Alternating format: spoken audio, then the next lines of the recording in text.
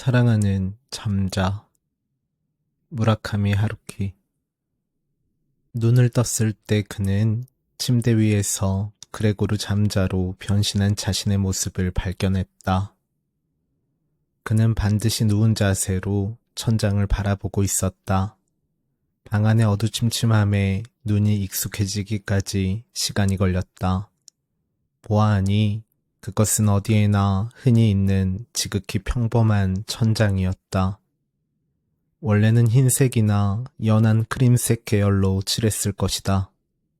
하지만 세월이 몰고 온 먼지와 때 탓에 이제는 상해가는 우유를 떠올리게 하는 색으로 변했다.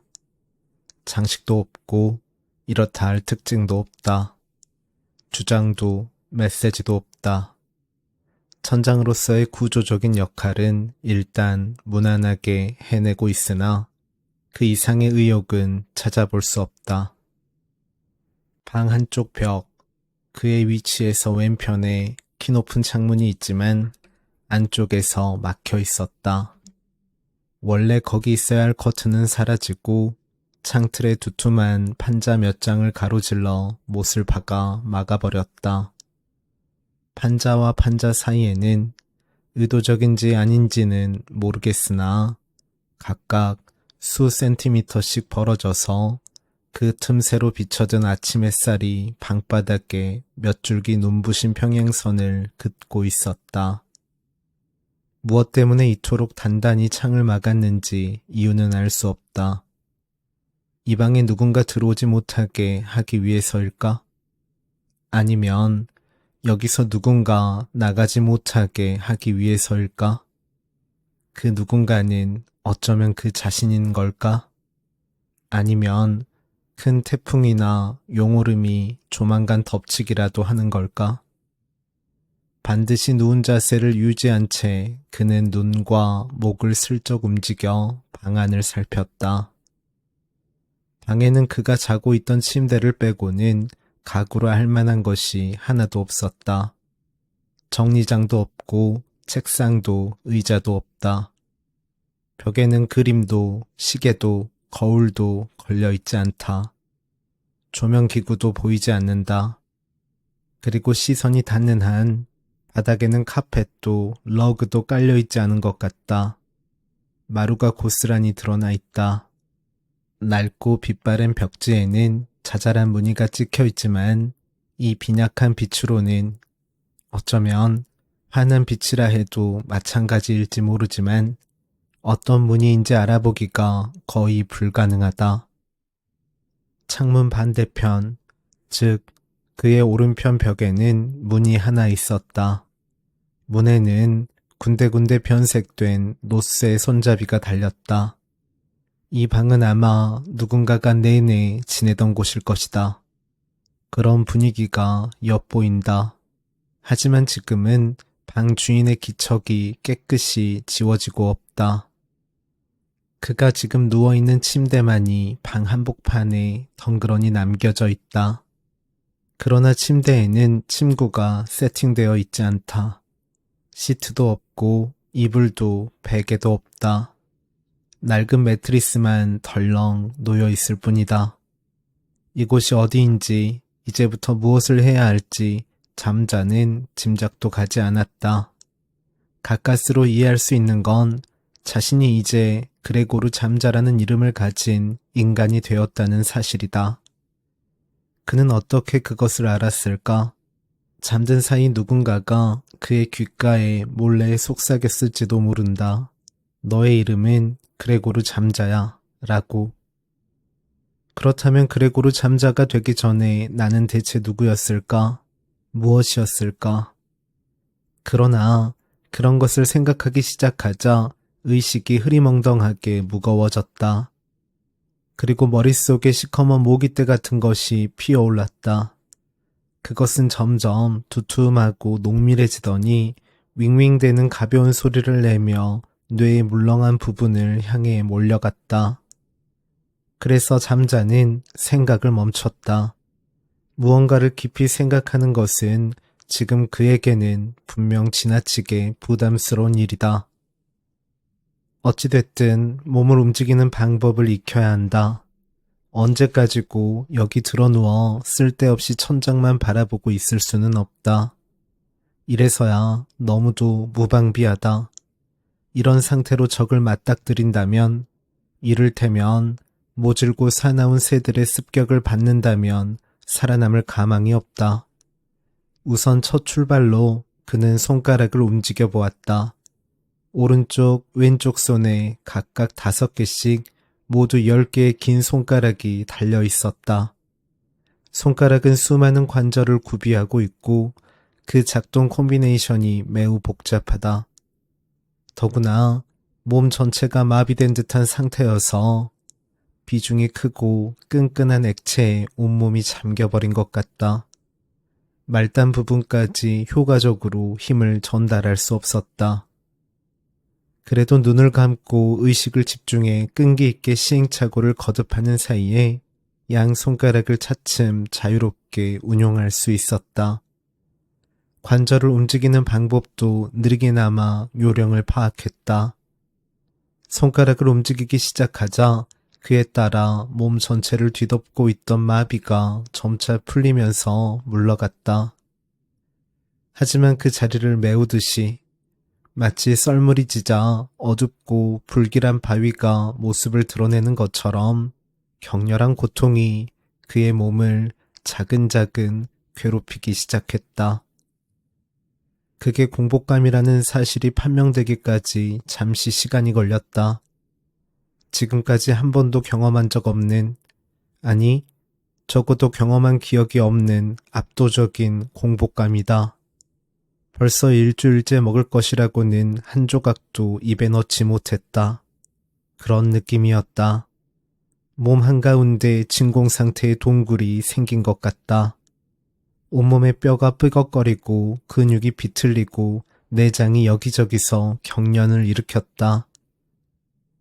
잠자는 고통을 견딜 수 없어 매트리스에 양 팔꿈치를 짚고 조금씩 윗몸을 일으켰다. 등뼈가 우드득 몇 번 소름 끼치는 소리를 냈다. 대체 얼마나 오랫동안 이 침대에 누워 있었던 걸까? 일어나는 것에 대해, 현재의 자세를 바꾸는 것에 대해 몸의 온갖 부분이 소리 높여 항의의 뜻을 표명했다. 그래도 아픔을 견뎌가며 온 힘을 끌어모은 결과 어찌어찌 몸을 일으켜 침대 위에 앉을 수 있었다. 이 무슨 꼴사나운 몸뚱이인가? 벌거벗은 자신의 육체를 쭉 훑어보고 보이지 않는 부분은 손으로 더듬어 보며 잠자는 그렇게 생각하지 않을 수 없었다. 꼴사납기만 한 것이 아니다. 너무도 무방비하다. 미끄럽고 허여멀건 피부, 허울뿐인 채모가 덮여있다. 보호해주는 게 전혀 없는 보들보들한 복부, 믿을 수 없을 만큼 기묘한 모양의 생식기, 2개밖에 없는 길쭉한 팔다리, 퍼렇게 도드라진 허약한 혈관, 금세라도 부러질 듯 불안정하고 가느다란 목, 일그러진 큰 머리통, 그 위를 뒤덮은 잔뜩 헝클어진 긴 머리털, 조개 껍데기처럼 좌우로 불쑥 튀어나온 귀, 이런 것이 정말 나인가? 이렇게 불합리한 그리고 간단히 손상될 듯한 몸뚱이로 방어할 껍데기도 공격할 무기도 주어져 있지 않다. 과연 이 세계에서 목숨을 부지할 수 있을까? 왜 물고기가 되지 않았을까? 왜 해바라기가 되지 않았을까?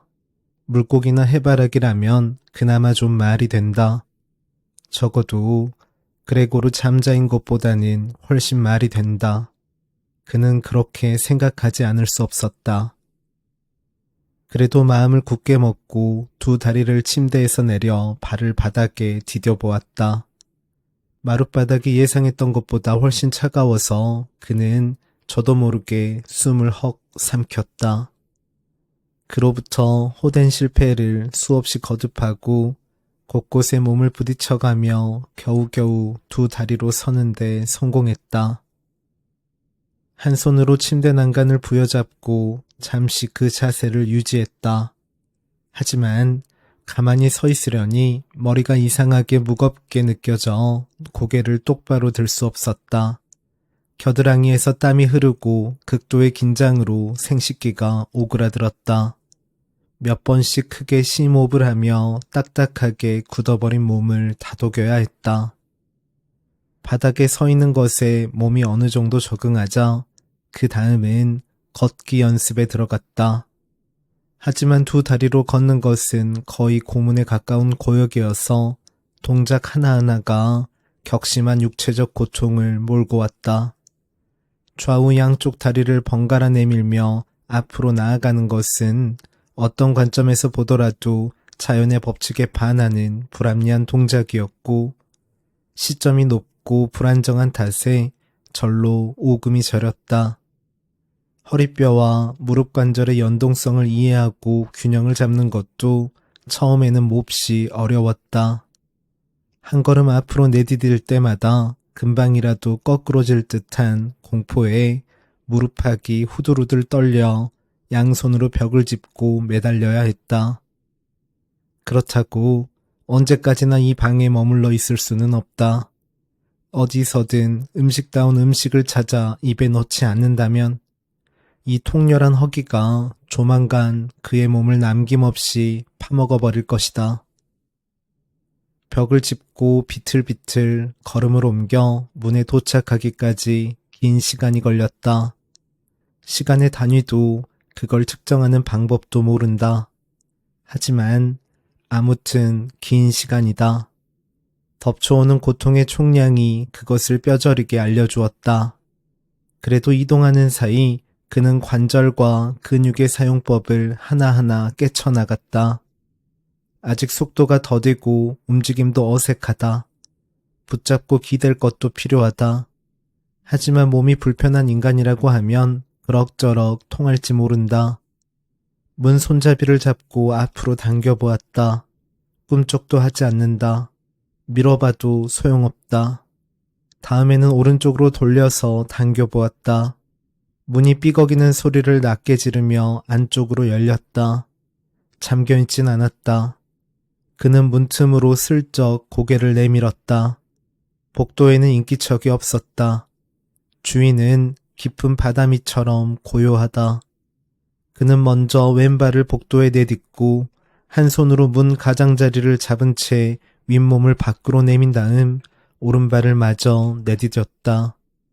그리고 벽을 손으로 짚으며 맨발로 슬금슬금 복도로 나아갔다. 복도에는 그가 나온 방을 포함해 모두 4개의 문이 있었다. 하나하나 비슷한 모양의 어두운 색감을 복도에는 그가 나온 방을 포함해 모두 4개의 문이 있었다. 하나같이 비슷한 모양의 어두운 색감의 나무로 만든 문이다. 저 안은 어떤 모습일까? 다른 누군가가 있을까? 문을 열고 안을 들여다보고 싶은 생각이 굴뚝 같았다. 그러면 그가 처한 불가해한 상황도 조금은 해명될지 모른다. 이 일의 실마리 같은 것을 찾아낼지도 모른다. 하지만 그는 그 문들 앞을 발소리 죽여 그대로 지나쳤다. 호기심보다 배를 채우는 게 우선이다. 몸속에 또아리를 툰 이 준열한 공동을 한시라도 빨리 실속 있는 것으로 채워야 한다. 그리고 그 실속 있는 것을 손에 넣으려면 어디로 향해야 하는지 잠자는 이제 자신이 갈 곳을 알 수 있었다. 이 냄새를 따라가면 된다. 그는 콧구멍을 벌렁거리며 생각했다. 따뜻한 음식 냄새다. 조리된 식품의 냄새가 미세한 입자가 되어 공중을 소리 없이 떠다닌다. 그 입자가 코 점막을 미치도록 자극한다. 후각 정보가 순식간에 뇌에 전달되고 그 결과 생생한 예감과 거센 갈망이 숙달된 2단 신문관처럼 소화기관을 매 순간 조여온다. 입안이 침으로 가득해진다. 하지만 그 냄새의 원천에 다다르려면 우선 계단을 내려가야만 한다. 그는 아직 평평한 곳을 걷는 것조차 어려운 상황이다. 도합 17단의 가파른 계단을 내려가는 건 악몽 그 자체다. 두 손으로 난간을 잡고 매달리며 그는 아래층으로 향했다. 한 단씩 내려갈 때마다 가는 발목에 체중이 실렸고 균형을 잡기가 힘들어 몇 번이나 아래로 굴러 떨어질 뻔했다. 부자연스러운 자세를 취할 때마다 온몸의 뼈와 근육이 비명을 내질렀다. 계단을 내려가는 내내 잠자는 물고기와 해바라기를 생각했다. 물고기와 해바라기였다면 아마 이런 계단을 오르내릴 필요 없이 평온하게 인생을 보낼 수 있었을 것이다. 그런데 왜 나는 이렇게 부자연스럽고 위험하기 짝이 없는 작업에 몸을 던져야 하는가? 도대체 말이 안 되는 일이다. 17단의 계단을 스스로 내려오자 잠자는 다시금 자세를 바로잡고 남은 힘을 쥐어짜 음식 냄새가 풍겨오는 곳으로 향했다.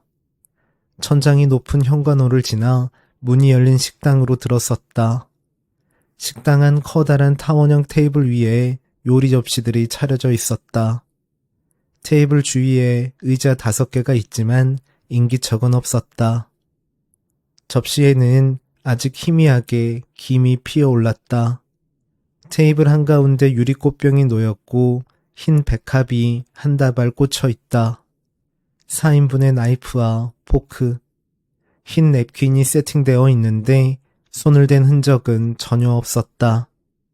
아침 식사 준비를 마치고 식구들이 모여 이제 먹어볼까 하는 참에 갑작스럽게 예상치 못한 일이 생겨 모두 자리에서 일어났고 그 길로 어디론가 사라져버렸다. 그런 기척이 남아있었다. 그런 일이 일어나고 아직 그리 오랜 시간이 지나지 않았다. 대체 무슨 일이 있었던 것일까? 사람들은 어디로 갔을까? 혹은 어디로 끌려갔을까? 그들은 다시 아침을 먹으러 이곳으로 돌아올까? 하지만 잠자는 그런 것을 길게 생각할 여유가 없었다. 그는 쓰러지듯이 가장 가까운 의자에 앉아 나이프도 스푼도 포크도 냅킨도 쓰지 않은 채 테이블 위에 차려진 요리를 차례차례 손으로 집어먹었다. 버터도 잼도 바르지 않고 빵을 그대로 뜯어 입에 넣고 살만한 굵직한 소시지를 통째로 베어 물고 껍데기를 벗기는 시간도 아까워 삶은 달걀을 그대로 덥석 깨물고 식초에 절인 야채를 손으로 움켜쥐고 먹었다. 따뜻한 매시드 포테이토는 손가락으로 퍼서 입으로 날랐다. 여러 가지를 입안에 넣어 한꺼번에 씹어 삼키고 입에 남은 것은 물병의 물로 목에 흘러 넣었다. 맛을 생각할 겨를이 없었다. 맛이 있는지 없는지, 매운지 새콤한지 그런 것도 구별되지 않았다. 아무튼 몸속의 공백을 채우는 것이 최우선이었다. 손에 든 것을 베어 물다가 잘못해서 손가락을 힘껏 깨물었을 정도다. 음식 찌꺼기가 테이블 위로 뚝뚝 떨어지고 큰 접시 한 장이 바닥에 떨어져 산산조각 났지만 아랑곳하지 않았다. 식탁은 보기에도 무참한 꼴이 되었다. 마치 활짝 열린 창으로 엄청난 수의 까마귀떼가 날아들어 그곳에 있는 것을 앞다퉈 쪼아먹고 그대로 날아가 버린 것 같았다. 그가 더 이상 먹을 수 없을 때까지 실컷 먹고 겨우 한숨 돌렸을 때 테이블 위의 요리는 거의 남아있지 않았다. 손대지 않은 건 꽃병의 백합 정도다. 만일 요리가 넉넉하지 않았더라면 그는 아마 그 백합까지 남김없이 먹어버렸을지 모른다. 그럴 만큼 잠자는 심하게 배를 골았던 것이다. 그로부터 오랜 시간 잠자는 식탁 의자에 넋을 놓고 앉아 있었다. 양손을 테이블 위에 올려놓고 어깨숨을 몰아쉬며 반쯤 감긴 눈으로 테이블 한가운데 놓인 흰 백합을 멍하니 바라보았다. 해안에 물이 차오르듯 서서히 포만감이 밀려왔다. 몸속의 공동이 서서히 메워지면서 진공의 영역이 줄어드는 게 느껴졌다. 그리고 그는 금속 포트를 집어 흰 도자기 잔에 커피를 따랐다. 강한 커피 향기를 맡자 그의 머릿속에 무언가가 떠올랐다. 직접적인 기억은 아니다. 어디까지나 간접적인 몇 개의 단계를 거쳐온 기억이다. 지금 이렇게 경험하는 것을 미래의 어느 순간에 옛 기억으로서 엿보고 있는 듯한 그런 기묘한 시간의 이중성이 거기에 있었다. 경험과 기억이 닫힌 사이클 안에 순환하며 오락가락하는 것 같았다. 그는 커피에 크림을 듬뿍 넣고 손가락으로 저어서 마셨다. 커피는 조금 식었지만 그래도 아직 희미하게 온기가 남아 있었다. 그는 그것을 잠시 입에 머금고 있다가 조금씩 조심스럽게 삼켰다. 커피는 그의 흥분을 얼마간 가라앉혀 주었다. 그런 뒤에 그는 불현듯 추위를 느꼈다. 몸이 크게 부르르 떨렸다. 그때까지는 공복감이 너무도 강렬했던 탓에 다른 신체 감각에는 신경 쓸 여유가 없었던 것이리라. 하지만 마침내 허기가 채워지고 문득 깨닫고 보니 아침 공기가 썰렁했다. 난로도 불 꺼진 채 차갑게 식어 있었다. 게다가 그는 알몸의 맨발이었다. 무언가를 몸에 걸쳐야 한다고 잠자는 인식했다. 이대로는 좀 지나치게 춥다. 사람들 앞에 나서기에도 이 모습은 적절하다고 할 수 없다.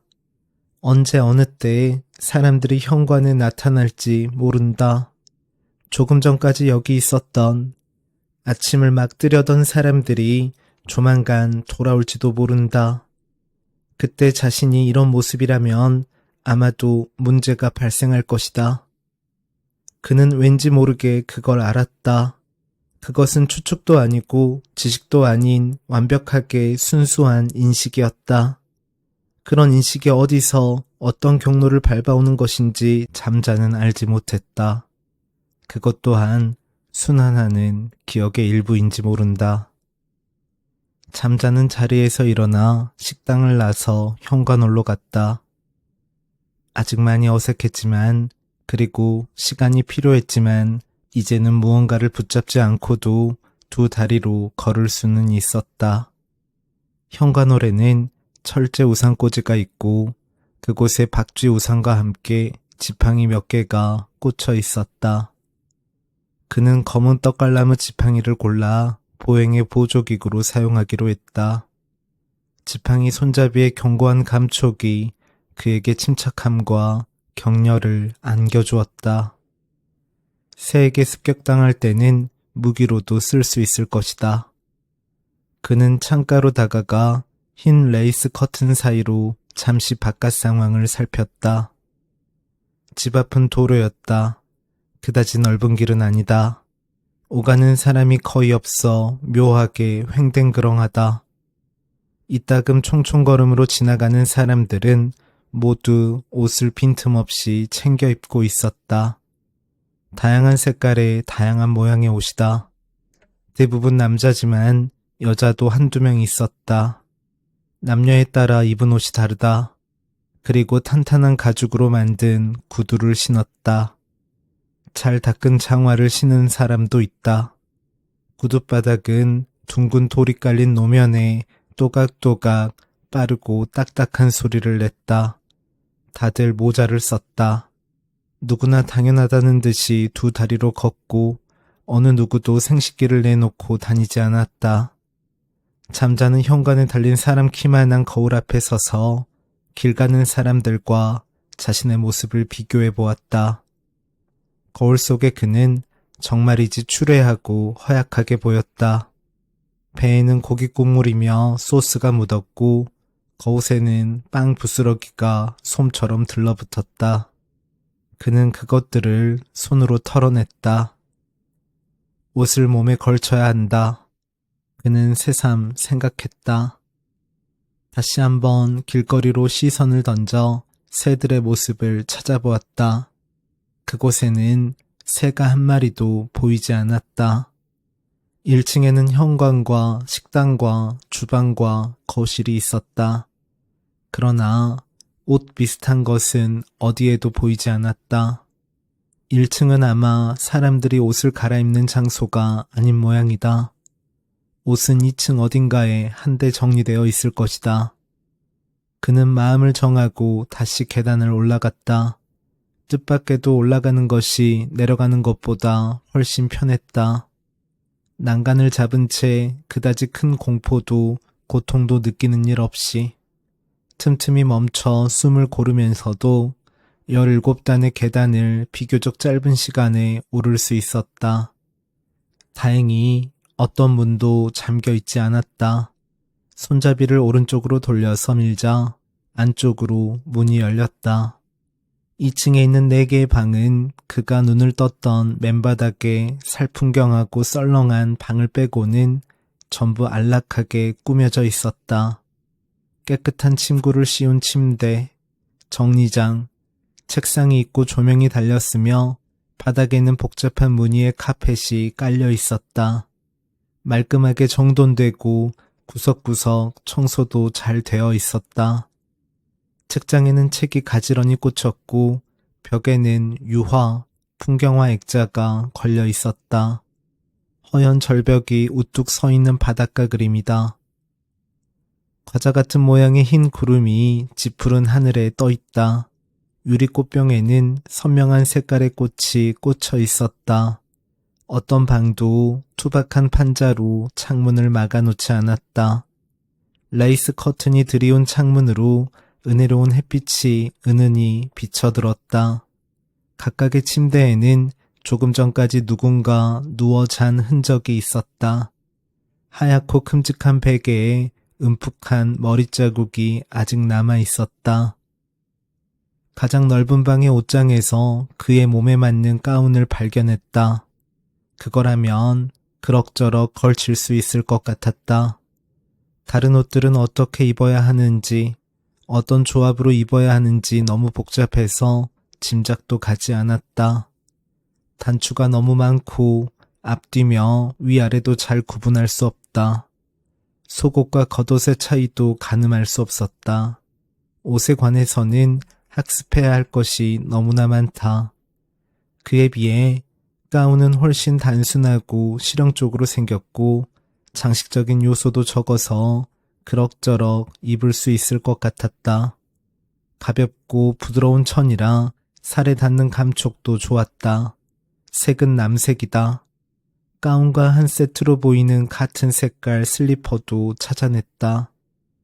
그는 알몸에 가운을 걸치고 수많은 시행착오를 거듭한 끝에 끈을 몸 앞으로 묶는 데 성공했다. 그렇게 가운을 입고 슬리퍼를 신고 거울 앞에 섰다. 적어도 알몸으로 돌아다니는 것보다는 훨씬 낫다. 주위 사람들의 차림새를 자세히 관찰하다 보면 다른 옷들도 어떻게 입는지 차차 알게 될 것이다.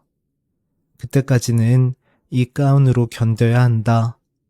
충분히 따뜻하다고는 결코 말할 수 없으나 그래도 집안에서라면 그런대로 추위를 면할 수 있다. 무엇보다 자신의 말랑말랑한 맨살이 새들 앞에 무방비로 드러나지는 않는다는 사실이 잠자를 안심시켜 주었다. 벨이 울렸을 때 그는 가장 넓은 방의 침대에서 이불을 둘러쓰고 꾸벅꾸벅 졸고 있었다. 깃털 이불이 무척 따스해서 마치 달걀 껍데기 속에 들어있는 것처럼 포근했다. 아무튼 기분이 좋아지는 무언가 밝은 꿈이다. 하지만 그 순간 초인종 소리가 집안에 울려 퍼지면서 그 꿈을 어딘가로 걷어차 쫓아버리고 잠자를 다시 차가운 현실로 끌어냈다. 그는 침대에서 내려와 가운끈을 고쳐 묶고 남색 슬리퍼를 신었다. 검은 지팡이를 들고 난간에 기대 천천히 계단을 내려갔다. 계단을 내려가는 것도 처음보다 훨씬 편해졌다. 하지만 꼬꾸라질 위험이 있다는 데는 변함이 없다. 잠시도 방심할 수 없다. 그는 신중하게 한 단 한 단 발밑을 확인하며 아래층으로 향했다. 그 사이에도 초인종은 귀에 거슬리는 큰 소리를 쉴 새 없이 내질렀다. 초인종을 누르는 사람이 성급하고 집요한 성격의 소유자인 모양이었다. 겨우 계단 아래까지 내려간 그는 왼손으로 지팡이를 움켜쥐고 현관문을 열었다. 손잡이를 오른쪽으로 돌려서 안쪽으로 당기자 문이 열렸다. 문 앞에는 작은 여자가 서 있었다. 매우 작은 여자다. 용케도 초인종 버튼에 손이 닿았구나 싶었다. 하지만 잘 보니 여자는 결코 작은 게 아니었다. 등이 굽어 몸이 앞으로 푹 숙여진 것이었다. 그래서 작게 보였다. 하지만 체격 자체는 작은 편이 아니다. 머리는 앞으로 흘러내리지 않게 뒤로 묶었다. 숱이 꽤 많은 진한 갈색 머리다. 발목까지 가리는 길고 펑퍼짐한 스커트를 입고 후줄근한 트위드 재킷을 걸쳤다. 목에는 줄무늬 면 스카프를 둘둘 감고 있다. 모자는 쓰지 않았다. 신발은 끈묶은 탄탄한 밤부츠. 나이는 아마 20대 초반일 것이다. 아직 앳된 티가 남아있다. 눈이 크고 코는 작고 입술이 여인 달처럼 약간 한쪽으로 기울었다. 새까만 일자 눈썹 탓에 어딘지 의심 많은 성격으로 보였다. 잠자시댁이죠. 여자는 고개를 꺾어 아래쪽에서 잠자의 얼굴을 올려다보며 말했다. 그리고 몸을 굼실굼실 크게 뒤틀었다. 거센 지진의 습격을 받은 돼지가 몸부림치듯이. 잠자는 잠시 망설인 끝에 용기를 내어 대답했다. 그렇습니다. 자기가 그레고로 잠자니까 이 집은 아마 잠자신의 집일 것이다. 그러니 그렇게 대답해도 큰 문제는 없을 터였다. 하지만 여자는 그의 대답이 어쩐지 마음에 들지 않은 모양이다. 그녀는 슬쩍 얼굴을 찌푸렸다. 아마도 잠자의 대답에서 희미한 망설임을 읽어낸 것이리라. 여기 정말로 잠자시댁 맞아요? 아가씨는 날카롭게 말했다. 연륜 있는 문지기가 추레한 몰골의 외부인을 추궁하듯이. 나는 그레고르 잠자예요. 잠자는 최대한 침착하게 대답했다. 그건 틀림없는 사실이다. 뭐 그럼 됐고요. 여자는 말했다. 그러고는 발밑에 놓인 큼직한 검은색 청가방을 힘겹게 들어 올렸다.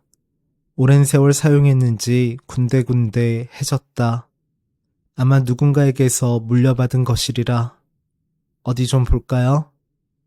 그리고 여자는 대답을 기다리지도 않고 냉큼 집 안으로 들어섰다. 잠자는 문을 닫았다. 여자는 현관에 서서 가운에 슬리퍼 차림의 잠자를 미심쩍은 눈초리로 위에서 아래로 훑어보았다. 그리고 냉랭한 목소리로 말했다. 주무시는 걸 깨운 모양이네요. 아니요, 괜찮아요. 잠자는 말했다. 그리고 상대의 어두운 눈초리를 보고 자기가 입은 옷이 이 상황에 그다지 걸맞지 않다는 것을 알았다. 이런 차림새라서 미안한데 이래저래 사정이 좀 있어서요. 그는 말했다. 여자는 거기에 대해서는 별말 없이 입술을 일자로 꾹 다물었다가 말했다. 그래서요? 그래서요? 잠자는 말했다. 그래서 문제의 자물쇠는 어디 있죠? 자물쇠? 고장난 자물쇠 말이에요. 목소리에 짜증이 묻어났다. 여자는 그걸 숨기려는 노력은 아예 포기하고 있었다. 자물쇠가 고장났다고 수리하러 와달라고 했잖아요. 아하, 잠자는 말했다. 고장난 자물쇠. 잠자는 필사적으로 머리를 굴렸다. 하지만 의식을 한데 집중하자 다시 머릿속에서 시꺼먼 모깃대가 피어오르는 느낌이 들었다. 나는 아무 얘기도 못 들었는데요. 그는 말했다. 하지만 아마도 2층에 있는 문 중 어느 하나일 거예요. 여자는 얼굴을 확 찌푸리고 고개를 꺾어 잠자를 올려다보았다. 아마도. 그 목소리에 한층 냉랭함이 더해졌다. 한쪽 눈썹이 쭉 축혀 올라갔다. 어느 하나? 잠자는 얼굴이 붉어지는 것을 느꼈다. 고장난 자물쇠에 대해 아무것도 모르고 있다는 것이 몹시 창피했다. 그는 헛기침을 했지만 선뜻 말이 나오지 않았다. 잠자씨, 부모님은 지금 안 계세요? 내가 부모님과 직접 이야기하는 게 나을 것 같은데. 볼 일이 있어서 밖에 나간 모양이에요. 잠자는 말했다. 밖에 나가요? 여자는 어처구니 없다는 듯이 말했다. 이 와중에 대체 무슨 볼 일이 있다는 거죠? 잘은 모르겠는데 아침에 일어났더니 집안에 아무도 없었어요. 잠자가 말했다. 미치겠네. 아가씨는 말했다. 그리고 긴 한숨을 내쉬었다. 아침 이 시간에 수리하러 오겠다고 분명하게 말씀드렸는데 미안합니다. 여자는 잠시 입술을 삐뚤음하게 틀었다. 그러고는 축혀 올린 눈썹을 천천히 내리고 잠자의 왼손에 들린 검은 지팡이를 바라보았다. 다리가 불편해요? 그레고르 씨? 네, 조금. 잠자는 애매하게 말했다. 여자는 잔뜩 웅크린 자세로 다시 몸을 굼실굼실 크게 뒤틀었다. 그 동작이 무엇을 의미하는지, 목적은 무엇인지 잠자는 알 수 없었다. 하지만 그는 그 복잡한 몸의 움직임에 본능적으로 호감을 느끼지 않을 수 없었다. 여자는 포기한 듯이 말했다. 별 수 없네요. 일단 그 2층 문 자물쇠를 좀 보죠. 이 난리판에 시내를 가로지르고 다리를 건너 힘들게 여기까지 왔어요. 정말 목숨 걸고 왔다고요. 그런데 아무것도 안 하고, 그렇습니까? 집에 안 계시다고요. 네, 그럼 이만 하고 돌아갈 수는 없잖아요. 안 그래요? 이 난리판? 잠자는 뭐가 뭔지 영문을 알 수 없었다. 대체 뭐가 난리판이라는 걸까? 하지만 그에 대해서는 아무것도 묻지 않기로 했다. 더 이상 자신의 무지를 드러내지 않는 게 좋을 것이다. 여자는 몸을 반으로 접은 채 오른손에 묵직해 보이는 검은 가방을 들고 마치 벌레가 기어가듯이 꾸물꾸물 계단을 올라갔다. 잠자는 난간을 잡고 그 뒤를 천천히 따라갔다. 그녀의 걸음걸이가 그의 내면에 어떤 그리운 공감을 불러일으켰다. 여자는 2층 복도에 서서 4개의 문을 바라보았다. 자물쇠가 고장난 게 아마도 이 문들 중 어느 하나라는 거죠? 잠자의 얼굴이 다시 붉어졌다. 그래요, 어느 하나일 거예요. 그는 말했다. 그러고는 머뭇머뭇 덧붙였다. 저 어쩌면 왼편 가장 안쪽 문이 아닐까 싶기도 한데, 그것은 잠자가 오늘 아침에 눈을 뜬 가구도 없이 맨 마룻바닥을 드러낸 방의 문이었다. 싶기도 하다. 여자는 꺼진 모닥불을 연상시키는 무표정한 목소리로 말했다. 어쩌면. 그리고 몸을 돌려 잠자의 얼굴을 쓱 올려다보았다. 왠지 그냥. 잠자는 말했다. 그레고르 잠자씨, 당신과 대화하는 거 아주 즐겁네요. 어휘가 풍부하고 표현도 적확하셔서. 그녀는 메마른 목소리로 말했다. 그러고는 다시 한 차례 한숨을 내쉬고 목소리 톤을 바꾸었다. 뭐 좋아요. 아무튼 왼편 가장 안쪽 문이라는 것부터 살펴보자고요. 여자는 그 문 앞으로 다가가 손잡이를 돌렸다. 그러고는 문을 밀었다. 문은 안쪽으로 열렸다. 방 안은 그가 나왔을 때와 전혀 달라진 게 없다. 가구는 침대 하나뿐이다. 방 한복판에 해류 속 외딴 섬처럼 덩그러니 놓여있다. 침대에는 그다지 깨끗하다고 할 수 없는 매트리스가 아무것도 씌워지지 않은 채 놓여있다. 그 매트리스 위에서 그는 그레고르 잠자로서 깨어난 것이다. 그것은 꿈이 아니다. 맨 마룻바닥이 썰렁하게 드러나 있다. 창문은 판자로 단단히 막혀 있다. 그러나 여자는 그런 광경에도 딱히 놀라는 기색을 보이지 않았다. 그 정도는 이 도시에서 흔한 일이라는 듯한 반응이었다. 그녀는 웅크리고 앉아 검은색 가방을 열고 크림색 플란넬 천을 한 장 꺼내 바닥에 펼쳤다. 그리고 몇 가지 공구를 골라 차례차례 천 위에 늘어놓았다. 숙달된 고문 기술자가 가엾은 희생자 앞에서 불길한 도구를 꼼꼼히 준비하는 것처럼 그녀는 우선 중간 정도 굵기의 철사를 들고 열쇠 구멍에 꽂아 익숙한 손놀림으로 이리저리 돌렸다. 그동안 그녀의 눈은 주의 깊게 가늘어졌다. 귀도 바짝 기울였다. 그리고 이번에는 좀 더 가느다란 쇠붙이를 들고 같은 동작을 되풀이했다. 그녀는 무언가 마뜩지 않다는 듯 입술을 중국칼처럼 냉철한 모양으로 일그러뜨렸다. 그러고는 커다란 손전등을 들고 삼엄하게 그지없는 눈초리로 자물쇠의 세부를 점검했다. 이 문 열쇠는 있어요? 여자는 잠자에게 물었다. 그 열쇠가 어디 있는지 나는 몰라요. 그는 솔직하게 대답했다. 아, 그레고르 잠자씨, 진짜 답답해 죽겠네. 여자는 천장에 대고 말했다. 하지만 그녀는 더 이상 잠자를 아랑곳하지 않고 플란넬 천 위에 늘어놓은 공구 중 이번에는 드라이버를 집어들고 아예 자물쇠를 떼어내는 작업에 들어갔다. 나사에 흠집이 나지 않도록 천천히, 주의 깊게, 그동안에도 몇 번 손을 멈추고 몸을 굼실굼실 크게 뒤틀었다. 그 뒤투는 동작을 등 뒤에서 관찰하는 사이에 잠자의 몸에서 신기한 반응이 일어났다. 어들할 것도 없이 몸이 서서히 달아오르고 콧구멍이 벌렁거렸다. 입안이 바짝 말라 침을 삼키자 귓가에서 꿀꺽하는 큰 소리가 났다. 귓볼이 왠지 근질근질했다. 그리고 그때까지 마냥 힘없이 늘어져 있던 생식기가 탱탱하게 부풀면서 굵고 길어지더니 점점 위로 들렸다. 그 바람에 가운 앞이 불룩해졌다. 하지만 그게 과연 무슨 의미를 가진 것인지 잠자는 알지 못했다. 여자는 문에서 떼어낸 자물쇠 일습을 들고 창가로 가서 판자 틈새로 들어오는 햇빛에 대고 자세히 살펴보았다. 일그러진 입술을 꼭 다문 채 우울한 표정으로 자물쇠 안을 가느다란 쇠붙이로 쿡쿡 쑤셔보고 세게 흔들어 소리를 확인하기도 했다. 그러고는 어깨를 들썩하며 크게 한숨을 내쉬고 잠자 쪽을 돌아보았다. 내부가 완전히 망가졌어요. 아가씨는 말했다.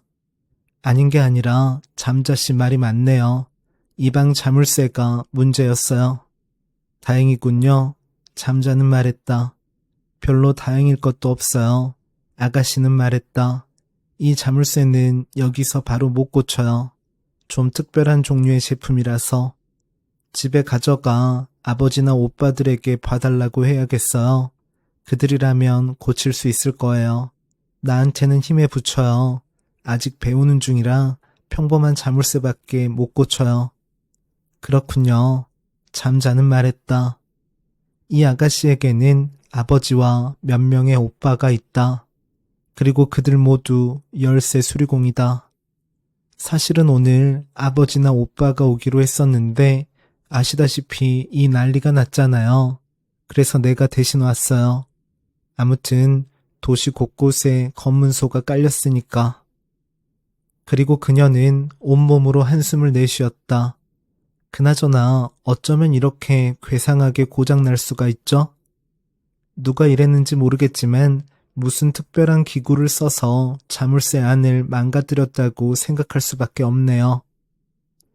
그리고 여자는 다시 몸을 굼실굼실 크게 뒤틀었다. 몸을 뒤틀 때 그녀의 두 팔은 마치 특수한 영법으로 헤엄치는 사람처럼 빙글빙글 입체적으로 회전했다. 그리고 그 움직임은 왠지 모르게 잠자의 마음을 매료시키고 강하게 뒤흔들었다. 한 가지 질문 좀 해도 될까요? 잠자는 마음 먹고 아가씨에게 물었다. 질문? 여자가 미심쩍은 눈빛으로 말했다. 뭔지는 모르겠지만 해보시든지. 몸을 이따금 그렇게 뒤트는 이유가 뭔가요? 여자는 가볍게 입을 벌리고 잠자의 얼굴을 보았다. 뒤튼다? 그리고 잠시 그 말에 대해 생각했다. 이거 말이에요. 여자는 몸을 굼실굼실 뒤트는 동작을 실제로 해 보였다. 맞아요. 잠자는 말했다. 아가씨는 잠시 한 쌍의 돌멩이 같은 눈으로 잠자의 얼굴을 빤히 쳐다보았다. 그러고는 마뜩찮다는 듯이 말했다. 브래지어가 몸에 잘 안 맞아서 그래요. 그냥 그뿐이에요. 브래지어? 잠자는 말했다. 그 단어는 그가 지닌 어떤 기억과도 연결되지 않았다. 그래요. 브래지어 몰라요? 아가씨가 내뱉듯이 말했다. 그게 아니면 뭐 꼽추 주제에 여자랍시고 브래지어 하는 게 이상하다는 거예요? 주제 넘은 짓이라고? 꼽추? 잠자는 말했다. 그 단어도 그의 의식 속 막막한 공백의 영역으로 빨려 들어갔다. 그녀가 무슨 말을 하는지 잠자는 전혀 이해되지 않았다. 하지만 무슨 말이든 해야 한다. 아니요. 그런 생각은 전혀 안 했어요. 그는 작은 소리로 변명했다. 이봐요. 나한테도 분명히 가슴 두 짝이 달려있고 그걸 브래지어로 잘 고정해줄 필요도 있어요. 무슨 젖소도 아니고 덜렁거리면서 돌아다니고 싶진 않다고요. 물론입니다. 잠자는 잘 이해하지 못한 채 맞장구를 쳤다. 하지만 몸이 이러니 영 맞지를 않아요. 보통 여자들이랑 체형이 좀 다르니까. 그래서 이렇게 이따금 굼실굼실 몸을 뒤틀어 위치를 맞춰줘야 해요. 여자로 산다는 건 당신 생각보다 훨씬 힘들다고요. 이래저래. 그걸 뒤에서 흘끔흘끔 구경하는 게 그렇게 좋아요? 재미있어요? 아니, 재미있는 건 아니에요. 그냥 무엇 때문에 그런 동작을 하는지 문득 궁금해서. 브래지어란 유방을 고정하는 것을 말하고 꼽추라는 건 그녀의 독특한 체형을 가리키는 말이라고 잠자는 짐작했다. 이 세계에 대해 학습해야 할 것이 실로 많다. 당신 지금 사람 놀리는 거 아니죠? 아가씨는 말했다. 놀리다뇨. 그렇지 않아요. 여자는 고개를 꺾어 잠자의 얼굴을 올려다보았다. 그리고 그가 결코 자신을 놀리는 게 아니라는 걸 이해했다. 아기도 없어 보인다. 아마도 지능이 정상으로 작동하지 않는 모양이라고 그녀는 생각했다. 그래도 가정교육은 잘 받은 것 같고 얼굴도 제법 핸섬하다. 나이는 30살 전후. 아무리 봐도 지나치게 마른 편이고 귀가 너무 크고 안색도 좋지 않지만 그래도 예의는 바르다. 그러다가 그녀는 잠자가 입은 가운 아랫배 부분이 가파르게 불룩 솟아있는 걸 알아차렸다. 뭐예요 그거? 아가씨는 차갑기 그지없는 목소리로 말했다. 그 불룩한 건 대체 뭐냐고요? 잠자는 가운 앞에 불룩 솟은 부분을 내려다보았다. 상대의 말투로 보아 아무래도 남들 앞에 드러내기에 적절하지 않은 현상인 모양이라고 잠자는 짐작했다. 알겠네. 당신 꼽추 여자와 퍽을 하면 어떨지 궁금한 모양이지? 아가씨는 내뱉듯이 말했다. 퍽? 그는 말했다. 그 단어도 들어본 기억이 없다. 등이 앞으로 굽었으니까 뒤에서 넣기에 딱 좋겠다고 생각했죠? 아가씨가 말했다. 그런 변태 같은 생각을 하는 인간이 세상에 꽤 많더라니까. 그리고 그런 놈들은 나 같은 여자는 금세 대줄 거라고 생각하지. 하지만 유감스럽게도 그렇게 마음대로 되지 않을걸? 무슨 말인지 모르겠지만 잠자는 말했다. 당신을 불쾌하게 했다면 미안합니다. 사과할게요. 용서해줘요. 딱히 나쁜 마음은 없었어요. 한동안 병에 걸려 있었던 터라 아직 잘 모르는 게 많아요. 아가씨는 다시 한숨을 내쉬었다. 됐어요. 알았다고요. 그녀는 말했다. 당신 머리가 좀 모자란 모양이네. 그래도 고추만은 여전히 씩씩하시고 못 말려. 미안합니다. 잠자는 사과했다. 됐다니까요. 아가씨는 포기한 듯이 말했다. 우리 집에 별 볼 일 없는 오빠들이 넷이나 있어서 그런 건 어렸을 때부터 지겨울 만큼 봐왔어요. 날 놀리려고 일부러 꺼내서 보여준다니까? 아주 악질이야. 뭐 그래서 익숙하다면 익숙한 편이죠. 그리고 바닥에 웅크리고 앉아 펼쳐놓은 공구를 하나하나 정리하고 고장난 자물쇠를 크림색 플라넬 천으로 감싸 공구와 함께 소중히 검은색 가방에 챙겨 넣었다. 그러고는 그 가방을 들고 일어섰다. 이 자물쇠는 내가 가져갈게요. 부모님께 그렇게 말씀드리세요. 가져가서 수리하든지 아니면 아예 새 것으로 교체하는 수밖에 없어요. 그렇지만 한동안 새 자물쇠는 구하기 어려울 수도 있어요. 부모님이 오시면 그렇게 전해요. 알았죠? 내 말 기억할 수 있어요? 기억할 수 있다고 잠자는 말했다. 아가씨가 앞장서서 천천히 계단을 내려가고 그 뒤를 잠자가 슬슬 따라갔다. 계단을 내려가는 두 사람의 모습은 그야말로 대조적이었다. 한 사람은 네 발로 기다시피 하고 또 한 사람은 부자연스럽게 몸을 뒤로 젖힌 채 그래도 거의 비슷한 속도로 두 사람은 아래층으로 향했다. 그동안 잠자는 어떻게든 불룩한 것을 가라앉히려고 노력했지만 좀체 원래 모습으로 돌아가지 않았다. 특히 그녀의 걸음걸이를 뒤에서 보고 있자니 그의 심장은 딱딱하고 메마른 소리를 냈다. 거기서 힘차게 뿜어내는 뜨겁고 신선한 피가 그 불룩한 상태를 집요하게 유지하고 있었다.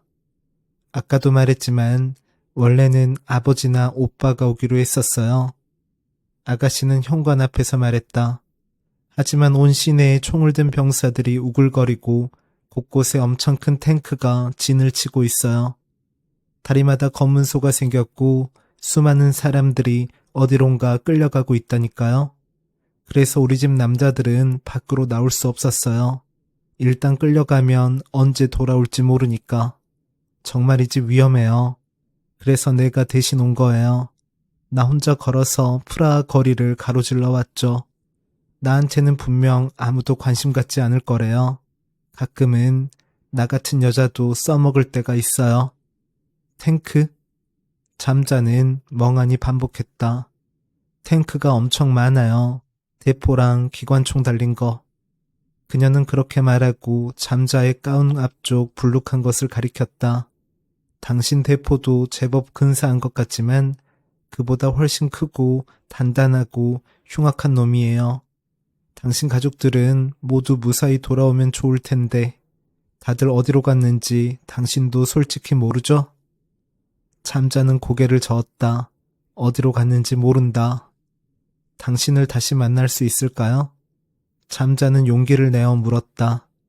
아가씨는 천천히 고개를 꺾어 잠자의 얼굴을 미심쩍다는 듯이 올려보았다. 당신 나를 다시 만나고 싶다는 거예요? 네, 당신을 다시 만나고 싶어요.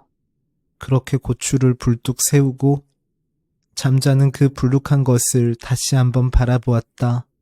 잘 설명은 못하겠지만 이건 내 마음과 관계없는 일 같아요. 이건 아마도 심장의 문제일 거예요. 와, 아가씨는 감탄한 듯이 말했다. 심장의 문제라. 그거 꽤 재미있는 의견이네요. 그런 소린 처음 들어봤어. 이건 내가 어떻게 할 수 없는 거니까요. 그러니까 퍽과는 관계없다고요? 퍽에 대한 생각은 없어요. 정말로. 고추가 그렇게 단단하게 커지는 건 퍽에 대해 생각하는 것과 별개다. 그저 심장 탓이다. 당신은 그렇게 말하고 싶은 거예요? 잠자는 고개를 끄덕였다.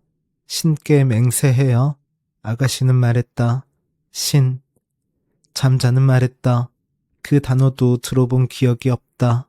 그는 그대로 잠시 침묵을 지켰다. 아가씨는 힘없이 고개를 저었다. 그리고 다시 굶실굶실 몸을 입체적으로 뒤틀며 브래지어 위치를 조정했다. 뭐 그건 됐어요. 신은 분명 며칠 전에 프라하를 떠난 모양이에요. 다른 중요한 볼일이라도 있나 보죠? 그러니 신에 대해서는 잊어버려요. 당신을 다시 만날 수 있을까요? 잠자는 다시 물었다. 아가씨는 한쪽 눈썹을 축혀 올렸다.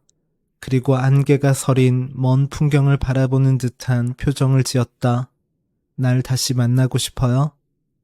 잠자는 말없이 고개를 끄덕였다. 만나서 어쩔 건데요? 둘이서 천천히 이야기를 하고 싶어요. 이를테면 어떤 이야기를? 아가씨는 물었다. 여러 가지 이야기를, 아주 많이. 그게 다예요? 당신에게 물어보고 싶은 게 아주 많아요. 잠자는 말했다. 무엇에 대해서? 이 세계의 내력에 대해서, 당신에 대해서, 나에 대해서. 아가씨는 그 말에 대해 한참 동안 생각했다. 그냥 그걸 거기에 쑤셔받고 싶다든가 그런 게 아니고, 잠자는 똑똑히 말했다. 단지 나와 당신이 이야기해야 할 것이 아주 많다는 생각이 들어요. 탱크에 대해서, 신에 대해서, 브래지어에 대해서, 자물쇠에 대해서. 두 사람 사이에 잠시 깊은 침묵이 내려앉았다. 누군가 짐수레 같은 것을 끌고 집 앞을 지나가는 소리가 들려왔다. 어딘가 마음이 답답해지는 불길한 소리였다. 글쎄, 어떨까? 아가씨는 천천히 고개를 저으며 말했다. 하지만 목소리는 아까만큼 냉랭하지는 않았다. 당신은 나에 비해 지나치게 집안 환경이 좋아요. 부모님도 귀한 아들이 나 같은 여자와 사귀는 건 환영하지 않겠죠. 게다가 지금 이 도시는 외국 탱크와 병사들로 넘쳐나고 있어요. 앞으로 어떻게 될지, 무슨 일이 일어날지 아무도 알지 못해요. 앞으로 어떻게 될지 그건 물론 잠자도 알지 못한다. 미래는 물론 현재도 과거도 그는 거의 알지 못한다. 옷을 입는 방법조차 모른다. 아무튼 며칠 뒤에 다시 여기에 올 거예요. 아가씨는 말했다. 자물쇠를 가지고. 수리가 되면 그걸 들고 올 테고 수리가 안 되더라도 돌려주러 올 거고 출장비도 받아야 하고요. 그때 당신이 여기 있으면 다시 만날 수는 있겠죠. 이 세계의 내력에 대해 천천히 이야기할 수 있을지 어떨지 그건 잘 모르겠지만 어쨌든 부모님 앞에서는 그 불룩한 건 숨겨두는 게 좋아요. 평범한 사람들의 세계에서 그런 걸 여발한 듯이 남들 앞에 내보이는 건 별로 칭찬받을 짓이 못 되니까요. 잠자는 고개를 끄덕였다. 어떻게 사람들의 시선으로부터 그걸 숨길 수 있을지는 잘 모르겠지만 그건 나중에 생각하면 된다. 그나저나 이상한 일이죠. 아가씨는 사려 깊게 말했다. 세계 자체가 이렇게 무너져가는 판에 고장난 자물쇠 같은 걸 걱정하는 사람도 있고 그걸 또 착실히 고치러 오는 사람도 있어요. 생각해보면 참 이상야릇하다니까요. 그렇죠? 하지만 그게 맞는지도 모르겠어요. 의외로 그런 게 정답일 수 있어요. 설령 세계가 지금 당장 무너진다 해도 그렇게 자잘한 일들을 꼬박꼬박 착실히 유지해가는 것으로 인간은 그럭저럭 제정신을 지켜내는지도 모르겠어요. 아가씨는 다시 크게 고개를 꺾어 잠자의 얼굴을 빤히 바라보았다. 한쪽 눈썹이 축 치켜 올라갔다. 그러고는 입을 열었다. 그런데 쓸데없는 참견인지 모르겠지만 2층의 그 방은 대체 뭐 하던 데예요? 가구 하나 없는 방에 이렇게 튼튼한 자물쇠를 달아놓고 그게 망가졌다고 당신 부모님은 그렇게 걱정하고 그리고 창문은 왜 또 그렇게 두꺼운 판자로 막아놨어요? 그 방에 뭘 가둬두기라도 한 거예요? 잠자는 침묵했다. 만약 무언가가 그 방에 갇혀 있었다면 그건 자기 자신 이외에 어느 누구도 아니다. 하지만 왜 자신이 그 방에 갇혀야 했을까? 하긴 당신한테 그런 걸 물어봤자 알 턱이 없죠. 아가씨는 말했다. 난 이만 갈게요. 늦게 들어가면 식구들이 걱정할 테니까. 부디 무사히 이 도시를 빠져나갈 수 있도록 나를 위해 기도해줘요. 병사들이 가엾은 꼽추 아가씨를 못 보고 지나가 주기를. 그놈 중에 변태퍽을 좋아하는 놈이 없기를. 퍽을 당하는 건 이 도시 하나로 이미 충분하니까. 기도하겠노라고 잠자는 말했다. 변태퍽이 무엇인지, 기도한다는 게 무엇인지 잘 알지는 못하지만. 그러고는 아가씨는 등을 반으로 접은 채 무거워 보이는 검은 청가방을 들고 문 밖으로 나갔다. 당신을 다시 만날 수 있을까요? 잠자는 마지막으로 다시 한번 물었다. 누군가를 보고 싶다고 계속 생각하면 언젠가는 틀림없이 다시 만날 수 있어요. 아가씨는 말했다. 이제 그 목소리에는 아주 조금 다정한 여운이 담겨 있었다. 새들을 조심해요. 그레고르 잠자는 그녀의 굽은 등을 향해 말했다. 아가씨는 뒤돌아보며 고개를 끄덕였다. 한쪽으로 일그러진 입술이 살짝 미소 짓는 것처럼 보였다. 열쇠 수리공 아가씨가 몸을 앞으로 푹 숙이고 둥근 돌이 깔린 거리로 멀어져 가는 모습을 잠자는 커튼 사이로 바라보았다. 그녀의 걸음걸이는 얼핏 어색해 보이지만 속도는 빈틈없이 재빠르다. 그 몸짓 하나하나가 잠자의 눈에는 매혹적으로 보였다. 마치 물매미가 수면을 스르륵 기어가는 것 같다. 그 걸음새는 어떻게 보건 두 다리로 불안정하게 걷는 것보다 훨씬 더 자연스럽고 이치에 맞는 방식이었다. 그녀의 모습이 사라지고 조금 시간이 지나자 그의 생식기는 다시 말랑하니 작아졌다. 한때의 거센 불룩함은 어느새 사라졌다. 그것은 이제 천진한 과일처럼 다리 사이에 온화하고 무방비하게 매달려 있었다. 한 쌍의 고환도 주머니 안에서 느긋하게 쉬고 있다. 그는 가운끈을 고쳐 묶고 식당 의자에 앉아 식은 커피를 마셨다. 이곳에 있던 사람들은 어디론가 가버렸다. 어떤 이들인지는 모르지만 아마도 그의 가족에 해당하는 사람들이리라. 그들은 무언가 이유가 있어 갑작스럽게 이곳을 떠났다. 그리고 두 번 다시 돌아오지 않을지도 모른다. 세계가 무너져가고 있다.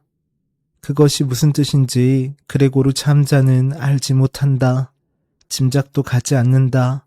외국 병사, 검문소, 탱크, 모든 것이 수수께끼에 쌓여 있다.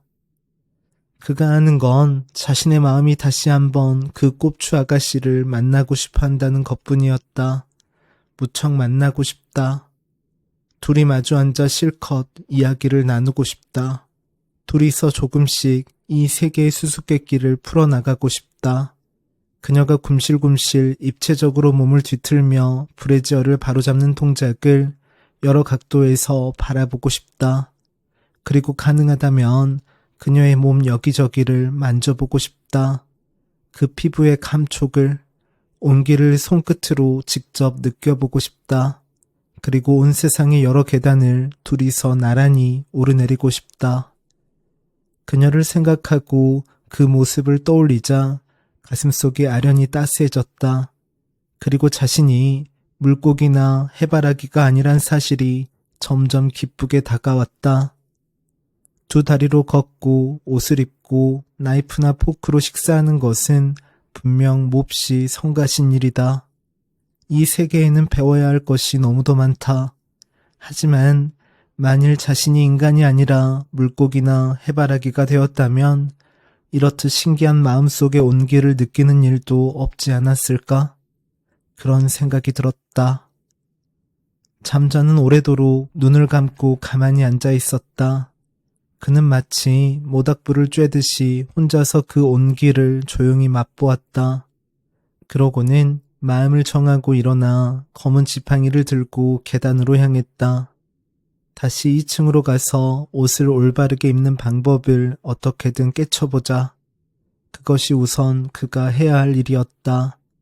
이 세계는 그의 학습을 기다리고 있는 것이다.